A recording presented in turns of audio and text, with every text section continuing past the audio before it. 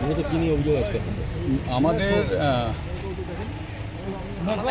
আপনারা জানেন যে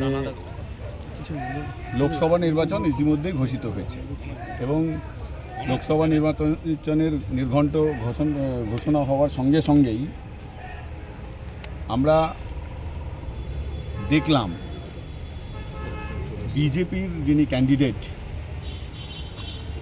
দিলীপ ঘোষ মহাশয়, তিনি দুর্গাপুরের ঢোকার পর থেকেই অশ্রাব্য ভাষায় কথা বলছেন, যেটা আনপার্লামেন্টারি আমরা বলি।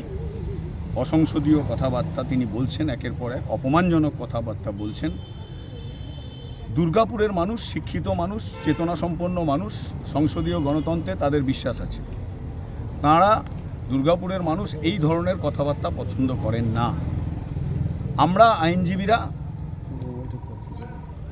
পশ্চিমবাংলার মাননীয় মুখ্যমন্ত্রী, ঘটনাচক্রে তিনি মাননীয় দিলীপ ঘোষেরও মুখ্যমন্ত্রী, সেই মুখ্যমন্ত্রীর বিরুদ্ধে যে অশ্রাব্য ভাষায় তিনি কথাবার্তা বলেছেন, সেটা আমরা আইনজীবীদের তরফ থেকে এটা আমাদের কাছে খুব অকল্পনীয় লেগেছে যে একজন সাংসদ, যিনি এখনো পর্যন্ত সাংসদ, তিনি এই ধরনের কথাবার্তা বলতে পারেন। তিনি এবারেও তিনি সাংসদ হবার জন্যেই লড়াই করতে এসেছেন দুর্গাপুরে। তিনি এই ধরনের কথাবার্তা একটি রাজ্যের মাননীয় মুখ্যমন্ত্রীকে বলতে পারেন। আমরা দেখেছি এর আগেও উনি এই ধরনের অসংসদীয় কথাবার্তা বলেছেন, অশ্রাব্য কথাবার্তা বলেছেন। কিন্তু এটা দুর্গাপুর, মনে রাখতে হবে, এখানকার মানুষ চেতনালব্ধ মানুষ। তাই আমরা আমাদের জুনিয়র কলিগ আইনজীবী মাননীয় শ্রী মনোজ চাঁদ, অ্যাডভোকেট মনোজ চাঁদ, সে আজকে একটি কমপ্লেন করেছে এবং এই ঘটনার বিরুদ্ধেই কমপ্লেন। দুদিন আগে মাননীয় মুখ্যমন্ত্রীর বিরুদ্ধে যে সমস্ত কথাবার্তা বলেছেন তার বিরুদ্ধেই আমরা কমপ্লেন করেছি। আমরা এইটুকুনি তাকে বলতে চাই যে আপনি আপনার কথাবার্তা সংশোধন করুন, না হলে আজকে শুরু করলাম আপনাকে সংশোধনাগারে পাঠিয়ে আপনার কথাবার্তা সংশোধন করার জন্য, যাতে ওনাকে সংশোধনাগারে পাঠানো যায়, যাতে করে সংশোধনাগারে গিয়ে ওনার কথাবার্তা সংশোধিত হয়, সেই ব্যবস্থাটা আজকে আমরা করলাম। আমরা এখানে আমাদের যে কমপ্লেন, মনোজ চাঁদ আমার কলিগ অ্যাডভোকেট, সে একটি কমপ্লেন ফাইল করলো, রেজিস্টার করলো।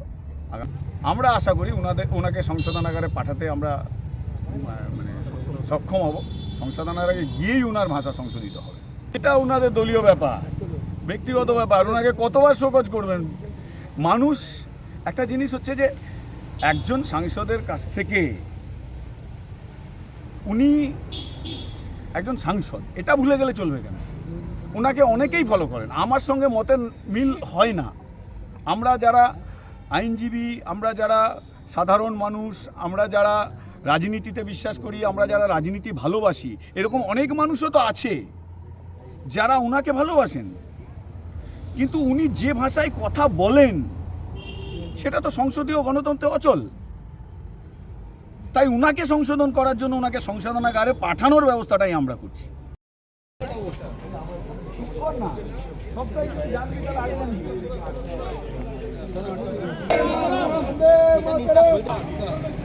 মনোজ মনোজ মনোজ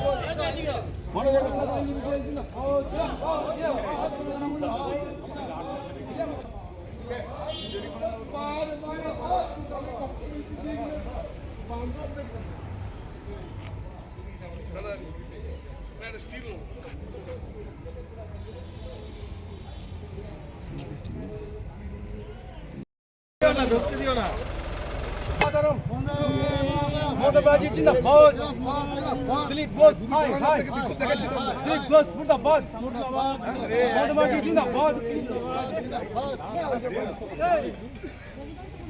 जिंदाबाद,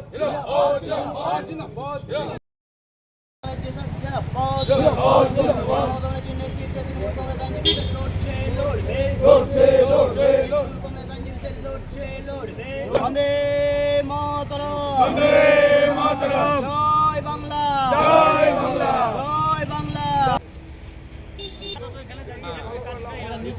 जा जा जा जा जा।